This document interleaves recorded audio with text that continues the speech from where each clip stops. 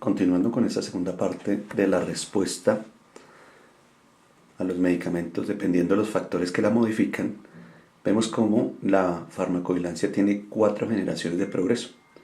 La primera generación, precisamente, es la notificación espontánea, donde lo que se busca es que el personal de salud, inclusive los mismos pacientes, generaran respuesta, o sea, reportaran los casos de reacciones adversas, problemas relacionados con los medicamentos. Es allí donde existen diferentes métodos para detectar los problemas relacionados con los medicamentos y las reacciones adversas. De tal manera que podemos ver que existe la notificación espontánea por un lado, la farmacovigilancia pasiva, que va muy de la mano, y en donde hay una recolección sistemática y detallada de datos sobre los efectos perjudiciales que pueden suponerse inducidos por medicamentos en determinados grupos de población.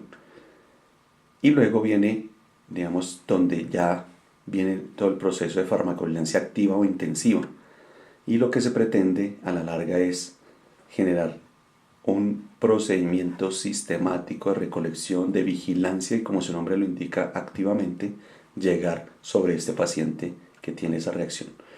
Posteriormente vienen los estudios epidemiológicos. Esta es la notificación espontánea, donde existen diversos formatos para su reporte.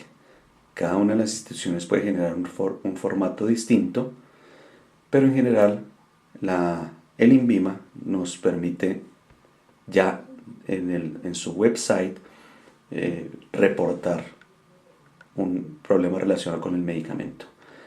En la farmacovigilancia activa, recordemos que empezamos con la entrevista del paciente, se indican las posibles reacciones adversas, se hace la conciliación farmacoterapéutica, donde se miran interacciones, adherencia al medicamento, se elaboran los reportes, se revisan en grupos interdisciplinarios, donde se hace precisamente lo que vamos a ver ahorita, que es el análisis de causalidad, se retroalimenta al médico tratante, al paciente, respecto a sus efectos. ¿Qué otras actividades hace la farmacovigilancia?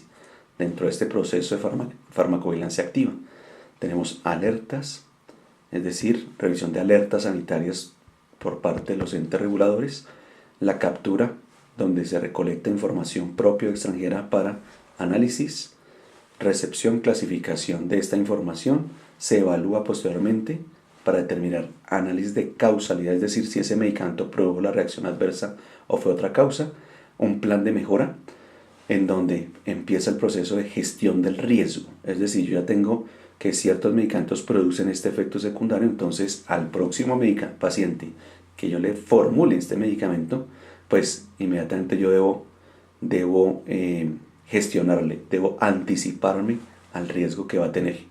Los reportes a autoridades sanitarias como el INVIMA, y existen diferentes algoritmos de causalidad que son muy importantes. Entonces, primero, donde nos muestra la FDA que se tienen en cuenta varias preguntas. ¿Tiene la reacción adversa una asociación temporal razonable?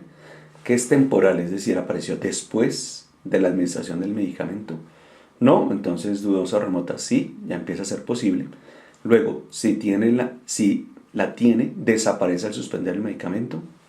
Si no, es posible. Si sí, ya empieza a ser probable, y reaparece al readministrar el medicamento, ya es probada. Entonces, esos son los 4 parámetros importantes. El de abajo que ustedes ven acá, que se dice probada. Probada significa que es definitiva. Probable es la siguiente en la escala. Posible y dudosa o remota. Los algoritmos de causalidad pues permiten ayudar a tomar decisiones en caso de incertidumbre, es decir, cuando uno no conoce previamente que ese medicamento puede producir una reacción adversa, pero y así conociéndola uno duda y empieza a decir no, lo produce tal o lo produce otra cosa. Se hace un conjunto de preguntas que el evaluador debe responder, permiten estimar la probabilidad de que el fármaco haya causado el evento adverso y permiten reducir la variabilidad inter e intraindividual en la valoración de la imputabilidad, es decir, para decir este es el que produjo el efecto secundario. Existen diferentes FDA, el de Carl Lasagna de 1977, el de Kramer del 79, el de Naranjo, que es uno de los más utilizados, del año 1981, el de Begot 1985, hay otro de la Organización Mundial de la Salud. Este que tenemos acá es el algoritmo de Naranjo, y miren, todas las preguntas son 10, y después se saca un puntaje de acuerdo con la puntuación que sale. Y existen preguntas como: ¿existen notificaciones concluyentes sobre esta reacción? Otro ejemplo: reapareció al readministrar el fármaco, reapareció la reacción adversa después de administrar un placebo, y así sucesivamente, de tal manera que cuando sea un puntaje entre más de 9 puntos o más, es probada o definitiva. Cuando está entre 7 y 8, es ya, mejor 6 a 8, es una reacción probable, y por debajo de 5 es una reacción posible.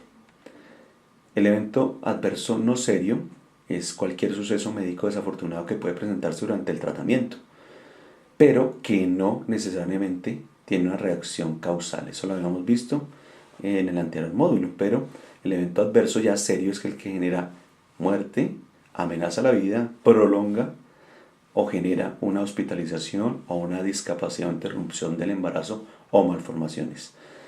Ahí tenemos 72 horas para reportar ese evento serio. Lo ideal es en las primeras 24 horas. El evento no serio, reporte bimestral. El evento serio, 72 horas, como lo decía, pero entre más rápido mejor.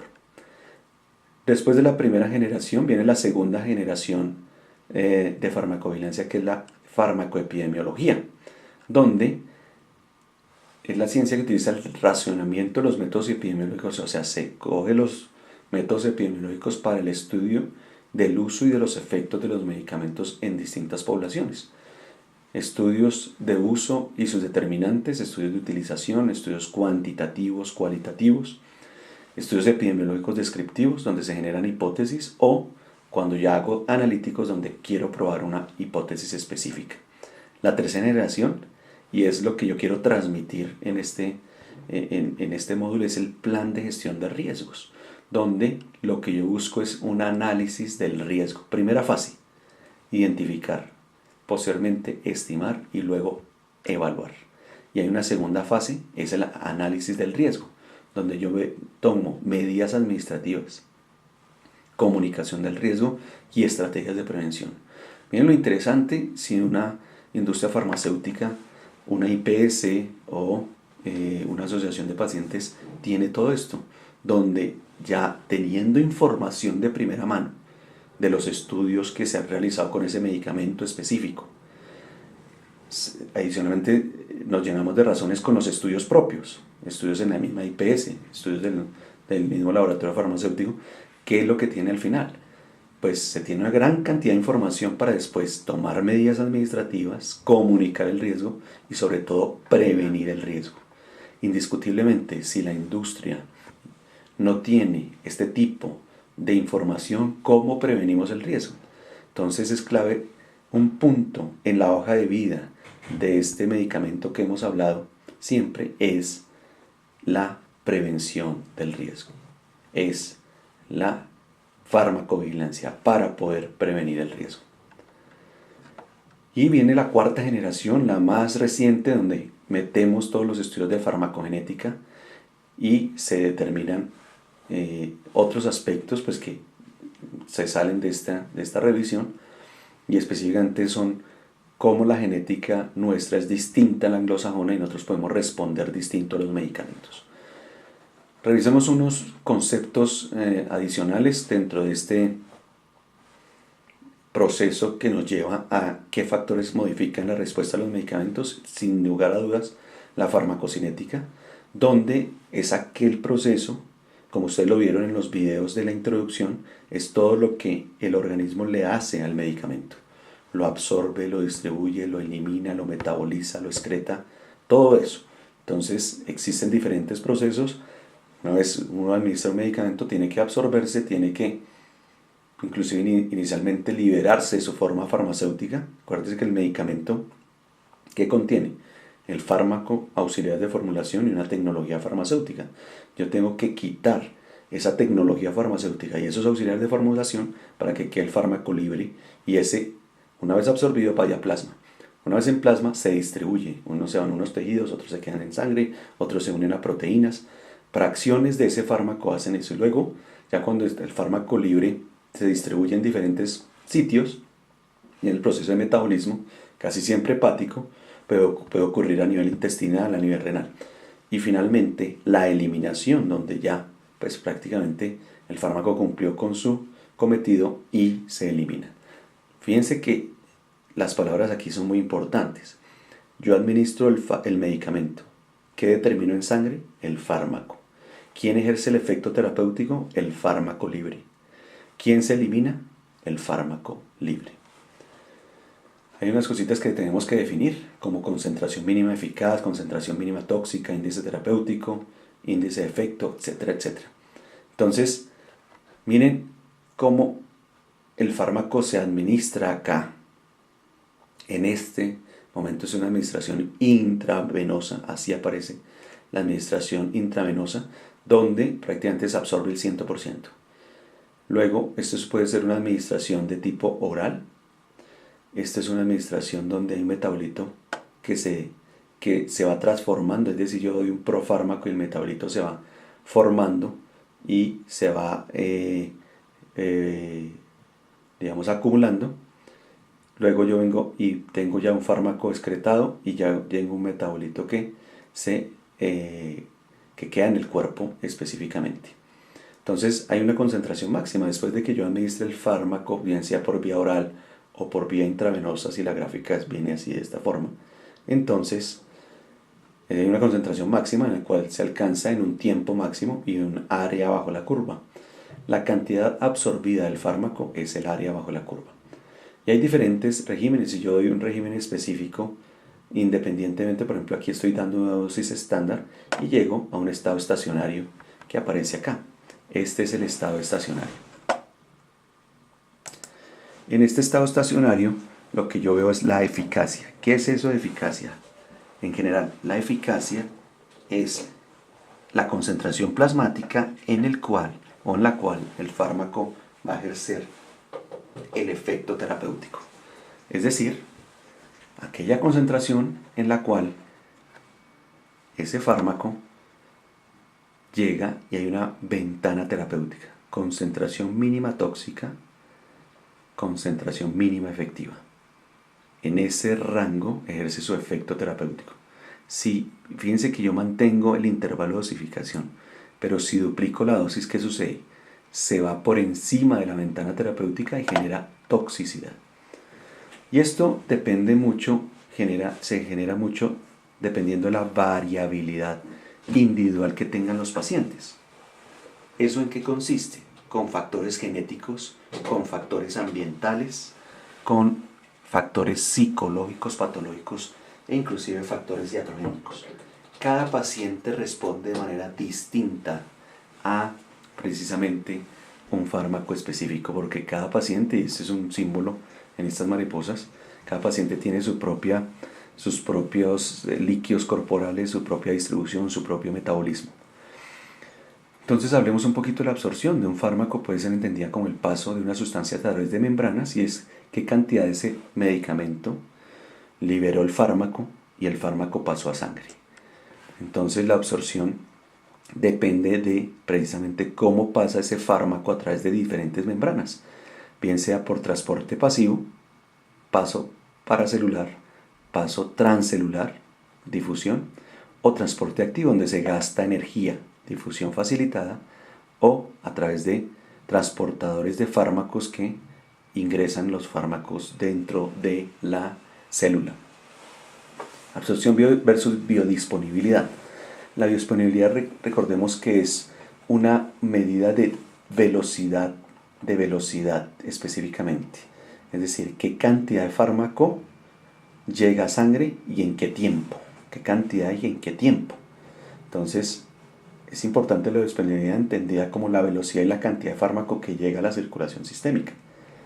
La absorción propiamente dicha no es más que un elemento de esa biodisponibilidad que depende también de la eliminación presistémica.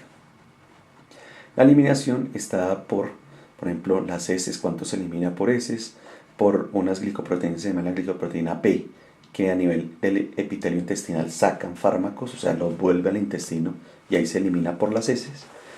Inhibición del primer paso, hepática, o acuérdense que este primer paso es todo el metabolismo que tiene el fármaco antes de, antes de llegar a circulación sistémica, es decir, el paso por el hígado y cómo se metaboliza allí. Y esa fracción del fármaco administrado que llega a la circulación sistémica será el producto de las tres fracciones, la luminal, la intestinal y la hepática. O sea, cuánto se pierde a nivel del tubo digestivo, cuánto a nivel del epitelio intestinal y cuánto a nivel hepático. Y eso es lo que tenemos en el fármaco específico. Hay unas cinéticas de absorción específica, y de paso esto pues, no es el objetivo tampoco, pero simplemente como cultura general. Esta es una cinética de orden 0, donde la concentración plasmática depende prácticamente y es constante en el tiempo, se elimina de manera constante y sin ningún problema. Y en algunos casos ya de orden 1, donde ya es una sigmoide, depende también de la concentración que haya del fármaco. Esta biodisponibilidad entonces se mide a la larga por el área bajo la curva y la concentración máxima.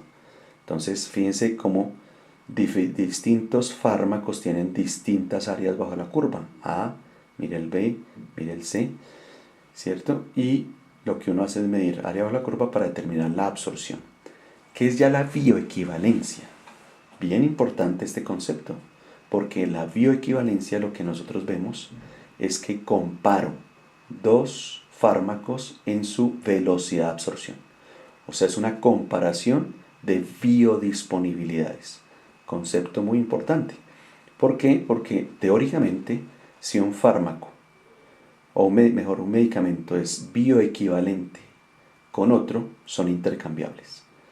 ¿Sí? Es decir, yo tengo una marca warfarina, marca G, y tengo otra como Coumadin, marca Coumadin, y si yo hago estudios de bioequivalencia y son similares, es decir, determino la velocidad y la cantidad de absorción de esta y de este y son similares entre las dos, teóricamente son intercambiables. Entonces, claro, muchos pacientes van a responder distinto. Si bien el concepto teórico de la bioequivalencia hace que sean intercambiables, hay ciertos pacientes que responden distinto. Y acuérdense que la bioequivalencia se hace en voluntarios sanos. Es distinto cómo se comporta el medicamento ya en pacientes específicos. Pero de todas formas, nuestra legislación le apunta cada vez más a la bioequivalencia y es una muy buena medida, digamos, de la seguridad y eficacia de los medicamentos. La distribución de los fármacos permite su acceso a órganos en los cuales debe actuar, es decir, la llegada al tejido. También es a través de transportes, paso a través de membranas y a través de algo que le llamamos el volumen de distribución, que es un volumen aparente en el cual se disuelve ese fármaco. Una cosa muy importante son la unión a proteínas, que es la fijación casi siempre a la albúmina, pero puede ser a otras proteínas de la sangre. Y aunque la carga de albúmina es negativa, fija tanto fármacos ácidos como bases, es decir, fármacos tanto positivos como negativos. Y las concentraciones de fármaco unido a proteínas depende de la concentración del fármaco libre, de las constantes de asociación, es decir, qué tanto se asocia a esta albúmina o no, del número de sitios de fijación libres y de la concentración de las proteínas en sangre. Pacientes desnutridos, pues si no tienen proteínas y dejan el fármaco libre, con la posibilidad de que se metabolice más rápido, con la posibilidad de que se genere más toxicidad. Distribución regional. El fármaco disuelto en la sangre pasa de los capilares a los tejidos a favor de un gradiente de concentración. Entonces esto depende del tamaño de partícula, de la solubilidad en lípidos, del grado de ionización, de la unión a proteínas, adicionalmente del flujo sanguíneo del órgano, de las características del paciente como la inflamación, el pH, el tejido graso y de distintos compartimentos farmacocinéticos, ¿cierto? Donde se queda el fármaco en un sitio específico, por ejemplo, en tejidos bien irrigados, o se puede quedar en la piel, o en grasa, o en músculo, o en médula ósea. Todo eso hace que el comportamiento periférico profundo incluye los depósitos tisulares, a los cuales el fármaco se une con mayor fuerza y de los que por lo tanto se liberan con mayor lentitud. ¿Qué más podemos ver acá? Ya el proceso de metabolismo y eliminación, donde los fármacos liposolubles, aunque se pueden filtrar por el riñón, casi siempre se vuelven y se absorben y son eliminados más por vía hepática. Los fármacos liposolubles por vía hepática, los fármacos hidrosolubles por vía renal. Esto es muy importante que se tenga en cuenta.